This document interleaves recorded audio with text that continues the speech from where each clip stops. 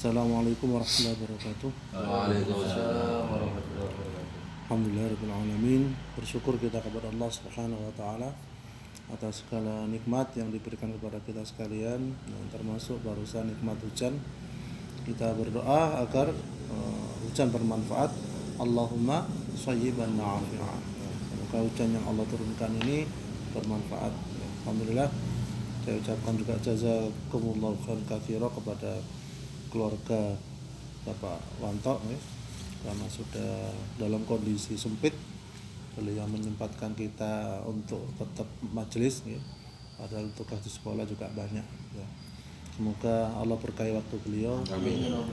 Insyaallah masuk surganya Allah Subhanahu wa taala. Juga fil dirahmati Allah, kita doakan juga urusan beliau cepat selesai malam ini ya. Amin. Sedikit kita bahas tentang manfaat silaturahmi ya. Yang pertama, silaturahmi itu ternyata membantu mengurangi stres dan cemas ya. Karena dengan kita bertemu gini kayak silaturahmi gini kan tenang ya. Dari masjid langsung bermajelis ya. Ini mengurangi stres dan cemas itu. Kemudian yang kedua adalah silaturahmi itu juga meningkatkan daya ingat dan mencegah demensia. Apa demensia? Kepikunan ya. Jadi meningkatkan daya ingat kita. Jadi seorang yang sering silaturahmi itu meningkatkan daya ingat. Apalagi silaturahminya untuk dakwah kepada Allah. Nyambangi saudaranya, yang mengingatkan sholatnya, mengingatkan auratnya, masya Allah.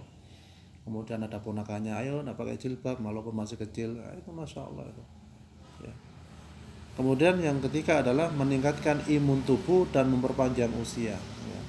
Jadi silaturahmi itu meningkatkan kekebalan tubuh kita, ya, terangsang, senang, ya, dan memperpanjang usia. Usia panjang itu bisa dua hal, usia yang barokah, panjang dan barokah. Yang kita khawatirkan banyak panjang banyak maksiat, naudzubillah min dzalik. Saya kemarin hari itu juga bertamu bersilaturahmi, ya, dia menceritakan anaknya itu wafat pada usia masih muda, yaitu kurang lebih usia kelas 1 SMA atau bagaimana. Yang dia ceritakan katanya anaknya itu ngomong dengan orang tuanya, ya, pengen mati muda, terus pengen mati syahid dan sebagainya. Sebelum dia meninggal tuh ngomongnya sering kematian aja. Jadi dia tuh menggambarkan serasa rugi ketika hidupnya panjang tapi nggak banyak kebaikan. Terus mendingan mati muda enak, tidak banyak dosa.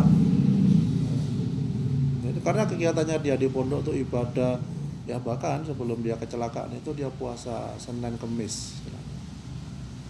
Jadi ketika itu kejadiannya kecelakaan mau cari buka puasa atau apa itu keluar rumah, ya, kemudian baliknya ke pondok itu sudah kondisi kecelakaan dan wafat. Ya, kondisi kecelakaannya kita gambarkan hancur lebur dan lain sebagainya kan ya.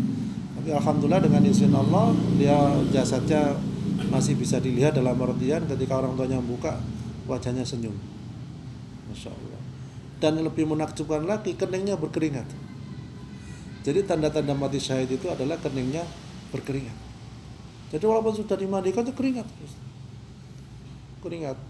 di keningnya itu. Itu tanda-tanda mati syahid. Alhamdulillah itu anak soleh insya Allah. Ya. Jadi mati muda tapi berkah. Kemudian selanjutnya adalah manfaat silaturahmi itu membantu memecahkan masalah. Ya, kita ada saudara ya, yang punya kesulitan memecahkan masalah. Jadi barang siapa yang membantu saudara dalam kesulitan di dunia ini, Allah akan bantu kita kesulitan di akhirat kelak. Nah, betul. Jadi nggak rugi silaturahmi membantu memecahkan masalah. Kemudian selanjutnya adalah yang kelima, membuat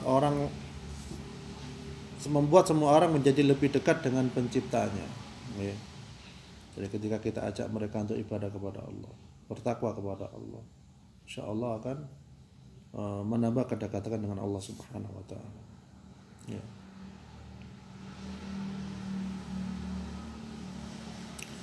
Kemudian yang keenam adalah manfaat silaturahmi, yaitu membuat gembira sanak saudara, ya jelas. Apalagi yang datang bawa oleh-oleh. Jarang yang menolak loh, ya. Mesti senang. Itu. Walaupun oleh-olehnya enggak. Padahal mereka katakanlah di belakang punya kelapa, punya, tapi ketika dibawakan tuh lain dengan punya sendiri. Tiada Pak Ustaz. Ya. Bawa kelapa, bawa singkong, bawa ini, bawa itu. Apalagi sudah matang, tambah seneng gitu. Ya. Walaupun kita punya tanaman sendiri. Jadi sederhana sebenarnya. Kemudian yang ke-8, manfaat silaturahmi dapat dijauhi dari api neraka. Jadi dapat menjauhkan diri dari api neraka, insyaallah. Karena saling mendoakan di antara keluarga. Okay. Kemudian yang ke-9 adalah manfaat silaturahmi itu sebagai bentuk iman kepada Allah Subhanahu wa taala. Ya. Sebagai bentuk apa? Iman kepada Allah Subhanahu wa taala. Yang terakhir yang ke-10 adalah menambah pahala setelah meninggal. Nah, itu. Jadi yang kita sampaikan ketika silaturahmi kepada ponaan, kepada saudara, dan mereka menjalankan itu juga mengalir pahala untuk kita sekalian. Ya. Jadi saya ingatkan tadi bahwasanya ketika kita dengan tetangga baik, kemudian tetangga jauh baik, ya berarti kita harus lebih baik kepada saudara kandung. Jadi silaturahmi itu maksudnya menyambung saudara kandung yang utama.